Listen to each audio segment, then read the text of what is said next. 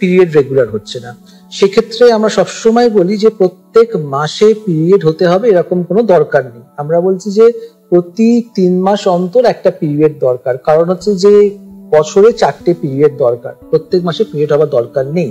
কিন্তু 3 মাস যদি পিরিয়ড না হয় তাহলে তাকে ওষুধ খেয়ে পিরিয়ড করে ফেলতে হবে।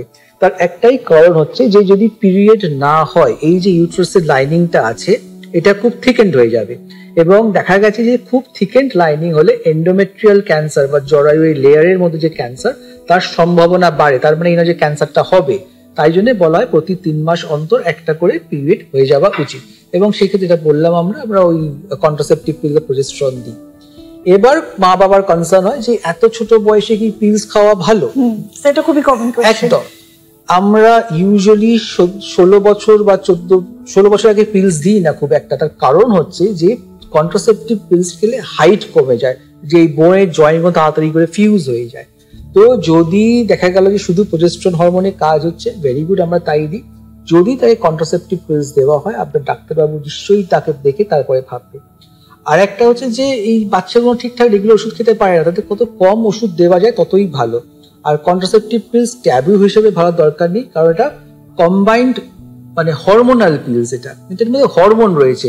বাচ্চা বন্ধ হচ্ছে কি হচ্ছে সেকেন্ডারি ব্যাপার। তো এই ভয়টা একদম ছেড়ে দেওয়া উচিত যে কন্ট্রাসেপটিভ পিলস খেলে বাচ্চাদের কোনো রকম ক্ষতি হতে পারে। নাম্বার 2 হচ্ছে যে কন্ট্রাসেপটিভ পিলস খেলেই মানে বাচ্চারা সেক্সের ব্যাপারে জেনে যাচ্ছে, এটা ট্যাবু আছে যে বলবি যে কন্ট্রাসেপটিভ পিলস দিচ্ছি তার মানে ওরা হয়তো প্রমিসকিউয়াস হয়ে যাবে আর সেক্স করতে আরম্ভ করে দেবে, বয়ফ্রেন্ডের সাথে যারা ভয় পাবে না ঘুরতে আরম্ভ করবে। এটা কিন্তু নয়। বাবা মাদের বোঝা উচিত যে যার বয়ফ্রেন্ড আছে বা যে আজকাল অনেক কম বয়সেই তারা সেক্সুয়াল অ্যাক্টিভ হয়ে যায়, অনেকে ভাবে যে সব অন্যের বাচ্চা সেক্সুয়ালি অ্যাক্টিভ, আমার মেয়ে নয়। হ্যাঁ, এরকমও দেখেছি যে মানে প্রেগনেন্সি পজিটিভ হয়ে গেছে, না আমার মেয়ে তো সব কাজ করতে পারে না, তাহলে প্রেগনেন্সি হলো কি করে? তো বাবা মাকে বুঝতে হবে দিনকাল বদলে গেছে, আমাদেরকেও বদলাতে হবে। তো এইগুলো খুব সিমটোম্যাটিক। তো এরকম করলে আমরা ঠিকঠাক থাকবে।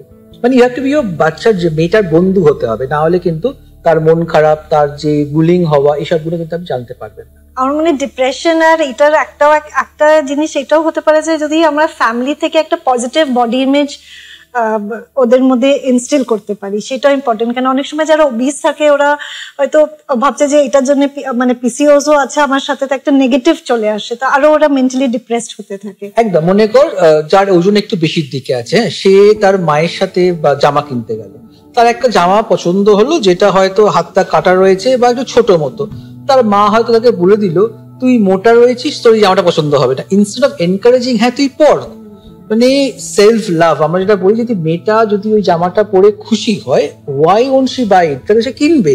মার কখনোই পড়ার দরকার নেই, নিজের মাই বলে তাহলে আশেপাশের লোকেরা বলতেই পারে তুই মোটা, তোকে পছন্দ হবে না। যখনই এরকম একটা কথা বলা হলো মেয়েটাকে, সে কিন্তু আয়নার সামনে দাঁড়িয়ে নিজেকে জাজ করতে আরম্ভ করলো এবং সে আরো ডিপ্রেশনে চলে গেল। তো এই পজিটিভ জিনিসপত্রগুলো, পজিটিভ ভাইব সবসময় দিতে হবে এবং কাছের লোকেদের দিতে হবে। ওজন বেশি নিয়ে যেটা মানে পিসিওতে অনেক সময় আমরা শুনি যে ফার্স্ট স্টেপ হচ্ছে ওয়েট রিডাকশন বা লাইফস্টাইল ম্যানেজমেন্ট বা ওয়েট কন্ট্রোল যেটা বলে। তো অনেকরাই আমাদের জিজ্ঞেস করে যে ডক্টর কেমন করে ওয়েট রিডিউস করব, কি খাবো, কি এক্সারসাইজ করব, এই জিনিসটা one of the most common questions. তো আপনি হচ্ছে ওদের কেমন করে গাইড করেন এই পিসিওএস এর যে লাইফস্টাইল ম্যানেজমেন্টটা, এইটা কেমন করে গাইড করেন পেশেন্টসদের? আচ্ছা, প্রথমে হচ্ছে কি খাবো নয়, কতটা কম খাবো সেটাই হচ্ছে কথা। মানে খেলে তো ওজন বাড়বে। হ্যাঁ, আমি সবসময় বলি এক্সারসাইজ করতে হবে, শুধু একটা এক্সারসাইজ করা যাবে না, এই এক্সারসাইজটা করা বন্ধ একদম। হ্যাঁ, তাও কম মানে খেতে হবে। দেখুন, আমরা ডায়েটিশিয়ান নই, হ্যাঁ, আমরা ক্যালোরি হিসেব করে দিতে পারি না। এবং ডায়েট মানে এই নয় যে চিয়া সিড খেতে হবে আর 4 রকম জুস খেতে হবে। এইটা রোজের যে খাবারটা, আমরা তো কখনো এটা স্কুলে আছে, হোমওয়ার্ক করছে, টিউশন ক্লাস যাচ্ছে, ও টাইমই পায় না। তো লেটস বি প্র্যাকটিক্যাল। যদি আমরা মানে বেসিক ব্যাপারটা বলি যে কম খেতে বলছি না, আমরা বলছি যে যে খাবারে ক্যালোরি বেশি আছে সেই খাবারগুলো কম খাবে। মিষ্টি খাওয়া, কেক খাওয়া, কোল্ড ড্রিঙ্কস খাওয়া, যত প্রসেসড ফুড, একদম তাই। মানে যেসব ফুডগুলো প্যাকেটে বিক্রি হয় তার ক্যালোরি বেশি। আর একটা হচ্ছে যে শহরে যা দেখি আমরা যে সুইগি জোম্যাটো করে যখন তখন যা ইচ্ছা খেয়ে নিচ্ছে, এই ইনহিবিশনস থাকতে হবে না, আমি এতটা খাবো না। আর সবজি খাওয়া ভালো, তারপরে প্রোটিন যে খাক সেটাতে কোনো অসুবিধা নেই। We refer to a dietician, তারা আরো ভালো করে বলতে পারে। আর একটা যে শুধু খাওয়া কমালেই হবে না, এক্সারসাইজ করতে হবে এবং সপ্তাহে অ্যাটলিস্ট মানে আধ ঘন্টা করে হাঁটা, সুইমিং, সাইক্লিং যা কিছু হয়, যেরকম সময় যদি না পায় বাড়িতে ইউটিউব চালিয়ে জুম্বার সাথে নাচুক, হ্যাঁ যেভাবে হোক এটা অ্যাক্টিভিটি তাকে মানে বেসিক্যালি কার্ডিও এক্সারসাইজ একদম করতে হবে। তাহলে তো জিম ভর্তি করার তো কোনো কারোর টাইম নেই, তো সেই জন্য যা যা করবে সম্ভব ওই পরিস্থিতিতে, এবং নাথিং ভেরি ফ্যান্সি। যদি বাবা মার কাছে চাপ হয়ে যায় যে এই খাবারগুলোকে আমাকে পয়সা দিয়ে কিনতে হচ্ছে, যেটা সংসারের বাজেটের বাইরে চলে যাচ্ছে, সেটাও তারা বেশি দিন সাস্টেন করতে পারবে না। তো আমার সাধ্যের মধ্যে যা যা করা যায় সেটা আমি করবো। হ্যাঁ, আবার মানে যেটা আপনি বললেন, মানে আমরা এটা ডিসকাস করছিলাম যে ওরা খুব মেন্টাল ডিপ্রেশনেও থাকে, আর তারপরে ডায়েটও রেস্ট্রিক্টেড থাকে, তাহলে ওদের একটা ইমোশনাল ইটিংও হয়। মানে পিসিওডি পেশেন্টস মেইনলি ইটিং ডিসঅর্ডার্সও থাকে, either they eating a lot or they are not eating at all.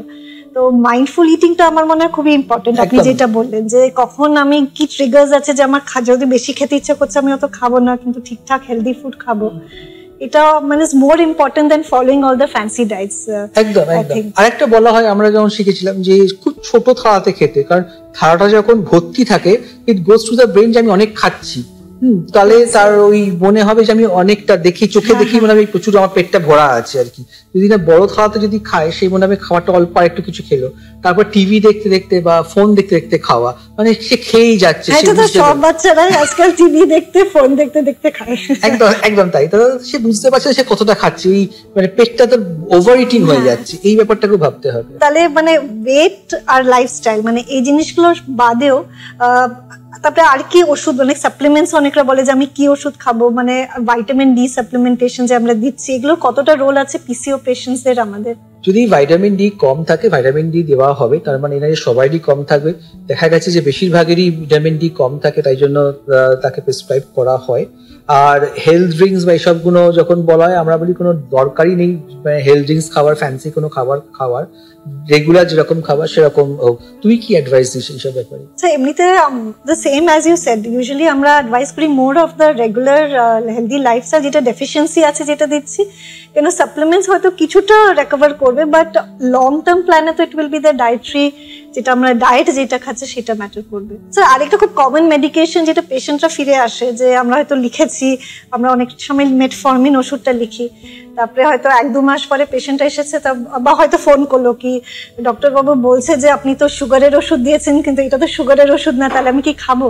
তাহলে ওই মেটফর্মিনটা যেটা আমরা দিচ্ছি পিসিওএস এ, মানে ওইটা তো অ্যান্টি ডায়াবেটিক মেডিকেশন, পেশেন্টের খুব কমন কোয়েরি থাকে এটা তো বেশিরভাগ সময় ওষুধের দোকানে হয়। যখনই পেশেন্টটাকে আমরা মেটফর্মিন লিখলাম, সে ওষুধের দোকানে গেল এবং তাকে দোকানদার বলল আপনি ঠিক জানেন তো এটা তো ডায়াবেটিস ওষুধ, আপনার ডাক্তারবাবু কেন দিয়েছে? তো প্রথমে হচ্ছে যে ডাক্তারবাবু দিয়েছে সে জানে কি দিয়েছে, দোকানদারের কথা শুনে আপনার ভয় পাবার কোনো কারণ নেই, কারণ এটাতেই ম্যাক্সিমাম ওষুধের দোকান থেকে ফোন করে যে দোকানদার বলছে যে এটা তো ডায়াবেটিস ওষুধ। একদম। তো এই জন্য বলা হয় মেটফর্মিন দেওয়া হয়, সবসময় আমরা দিই না, তার কারণ আছে। যখন ব্লাড সুগার লেভেল কমানোর দরকার পড়ে বা মেটাবলিক কারণের জন্য, যদি ডাক্তারবাবুরা মনে করেন যে আপনার মেটফর্মিন খাওয়া উচিত, আপনাকে প্রেসক্রাইব করা হবে এবং তখন আপনি নিশ্চিন্তে খান, এটাতে কোনো রকম ক্ষতি হবে না, আপনার ব্লাড সুগার কমবে না, কোনো রকম অসুবিধা কিছু নেই।